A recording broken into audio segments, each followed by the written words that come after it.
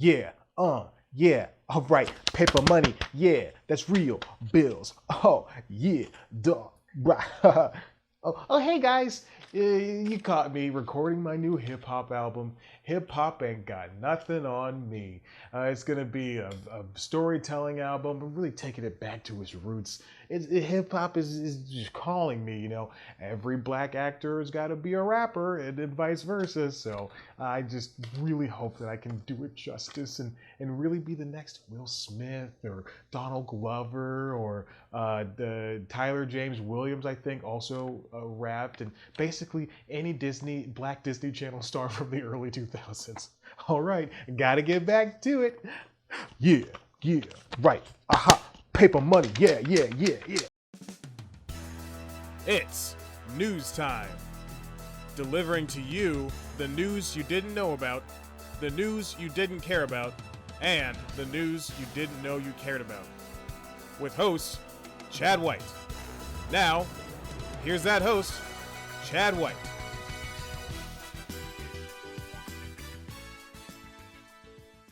Welcome back to News Time. I'm your host, Chad White, and this is the Grammys Do Hip Hop news that you probably knew about.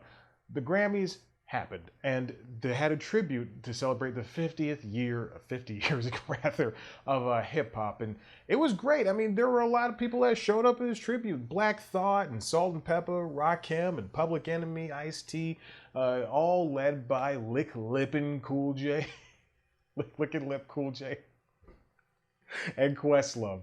And just there were so many great people, and then also Lil Uzi Vert and Glorilla for some reason were there. I wouldn't have ended with them. I would have ended with other people that have been in the game for just a little bit longer. Not that I'm saying I don't like them, just saying just a little bit longer. But this is kind of one of the first times that the Grammys has really done anything hip hop worthy. I mean, usually they don't like celebrating hip hop, and if you know anything like just cursory about the Grammys, is that they aren't really that well versed when it comes to hip hop. The Grammy voters don't really give out awards or like the big awards to hip hop albums. I mean, case in point is a couple years ago they did the best urban album or something like that, and that was the only way they were going to give out a best rap album. The Grammys, it is said that they don't have a hip hop problem, but it really comes down to a point of, I mean, yeah, they kind of do. There's let's see, for in 2017, John Karamonic for the New York Times wrote that the Grammys fumbled hip hop and R&B, and he offered suggestions on how to fix it. Frank Ocean had an album that came out a couple of years ago, and but he knew he wasn't going to get any because he opted, and knowing so, he did not opt to submit his music for consideration. I mean, you got people like The Weeknd and Drake also kind of talking bad about the Grammys too, especially Drake, which I mean makes sense. He says the institution, Frank Ocean says that the Grammys have like nostalgic importance, but it just doesn't seem to be representing of people of color, and in that case, black artists who aren't represented in the bigger categories. They're put up alongside their peers, once or twice, but never really in the same.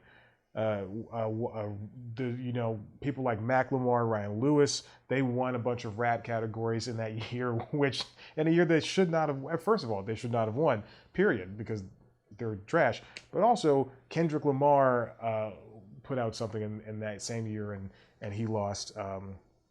So now they have to really, and this was written in 2017. So now they have to kind of really reimagine their relationship. The Grammys have to reimagine their relationship with hip hop in such a way that it doesn't step on its pop roots. In fact, and to an extent, R&B has to be acknowledged as well because.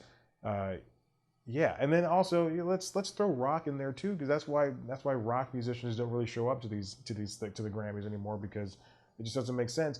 It seems like this year was kind of a year of the Grammys going, okay, let's give everybody an award that we can give one to. Now, Taylor Swift didn't win one for, what was it? Folklore, or was that, or Midnights. So she didn't win one for Midnights, but she was there and the camera was loving her. But Beyonce got two kind of meaningless awards to put her over the top of most Grammy wins, and Harry Styles won his award, Lizzo won one award. Bonnie Raitt was even there, and I think just because she was there, she won an award, for that song that the best record of the year. She really should not have. Not saying that it wasn't good, but when it's put up against the competition it was put up against, Adele was there and she won one. I mean, it just really felt like that they were trying to say, hey, everybody's going to get one this year. The Recording Academy knows that it's not really helping itself when it comes to big rap artists not being represented.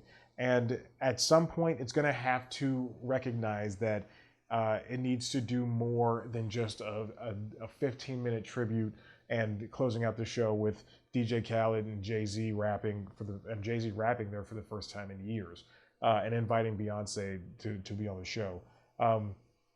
Can the Grammys continue on this trajectory? I mean, I felt as if it was a small step forward, but it was a step nonetheless, more so than it's done in the past couple of years. Now, that being said, I've only been watching for 2 or 3 years, so my first one was during the pandemic, Speaking of which, why don't you make your first subscription? I don't know. You're on YouTube.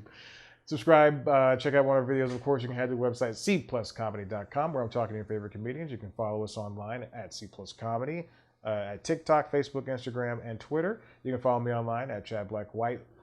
Listen to That Cat Meow, as well as the Constitutionals podcast, Late Night Lately, and LinkedIn Logs, wherever you get podcasts. And it seems like I have to get back to rapping because my manager is a prickly little lady. Let's get to it. I'm gonna rap again. Rappity rap, rap, rap, rap-tastic.